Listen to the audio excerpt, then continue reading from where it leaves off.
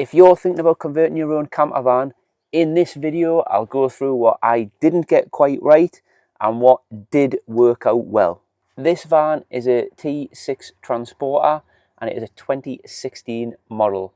Now I converted this back in 2020 was when we did the conversion, so we've had 5 years of using the van and working out what works and what doesn't. So back in 2020, when I started this van conversion, the main reason for doing a self-build conversion was, one, I wanted to test myself, learn some skills, that sort of thing, and two, obviously the cost of buying a van already converted was an awful lot of money. Now I bought this van as a plain white panel van, so that was how it started off. I think it had been an electrician's van off what I found under the floor when we took it to bits, but it was a 2016 model and had 70,000 miles on it. And this is the first van I have ever converted. So on to the first bad point. Now the length of this unit here is slightly too long.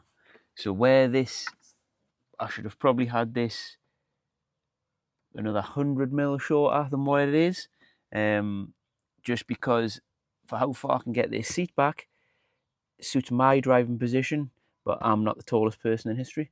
So anybody that's taller than me probably will struggle to get the seat back far enough to get a comfortable driving position. So the second thing that I don't think is quite right with the conversion is the position of this bed. Now it slides, so I'll show you what I mean when it slides. So at the minute it's in its fully forward position, so that's fine as it is where it is, but I'll take you through to the back and I'll show you what I mean. At the back of the van now, and this is what it looks like with the seat slid fully back. So we've got a nice bit of storage space here to get all your bin put in. Now the reason why I've picked this as one of my not so good things is the distance from here to here isn't very much, so you can actually get quite a fair bit of stuff wedged in there, but it'll be nicer if there was a bit more space. Now I'll just reshuffle the bed a bit and explain some more.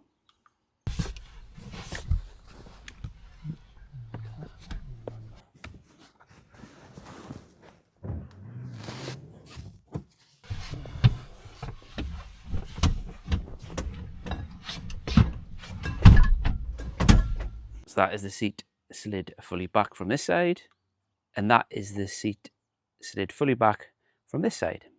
Now I think what would have been a far better idea was have the top of the bed and the frame in this position, but the bottom frame pushed forward and forward enough so you could lower the back down, and then you would be able to slide the seat even further forwards. But when it was in this position, you would have the back down, have your plenty of space to put your bedding on, but then underneath you would have double the space, or a similar space to how much you've got on the top when this is down.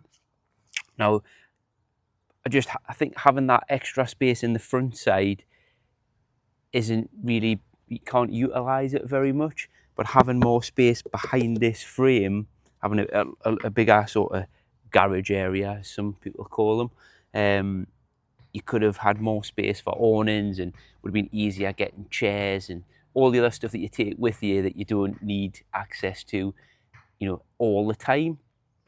So that is the second thing that I would change if I was starting again. Yeah, so just to reiterate the point, that is the bed back, slid back forward, so we've got that big space at the back there. And what I kind of mean is, if the frame underneath there was forward and level with the front of the bed there, you'd have that big, much bigger garage space at the back. And on to item number 3. Now that is the onboard water tanks. So here I have the fresh water tank, and we also have a wastewater tank on this van. Now after the first couple of years of using it, we did use the water, we did use the sink. Now the way we tend to use the van now is we'll go to a campsite, So to be honest, we normally just end up using their facilities, and we normally just take bottled water to drink. So the water tanks have almost become redundant. So if I was starting to build this van now, I would seriously consider how you're going to use the van before you go with the idea of putting tanks in. Now, I suppose the main issue with tanks in a van this size is space. So the freshwater tank that's in here does take up quite a bit of space, and the electrics would have been a lot easier had I not had to have the tank in there.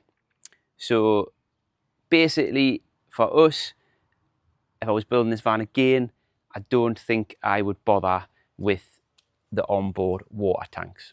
And so fourth on the list of things I would try and do a bit better if I was starting again is the under bed storage.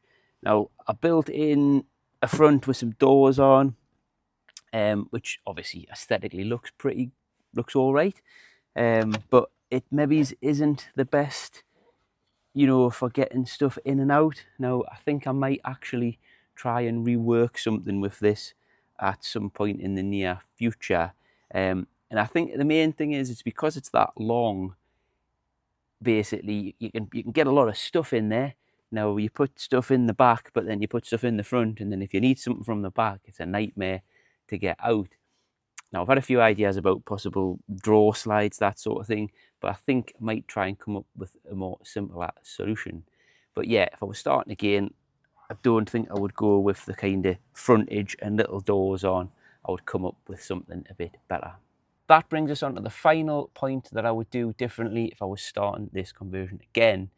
Now, it's a bit more of a, as technology's progressed, so this van has got gas hob, gas bottle in.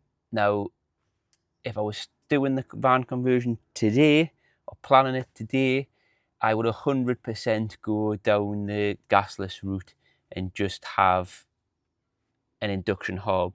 Now, the inverter in this van is 2000 watts, so would happily run a single induction hob.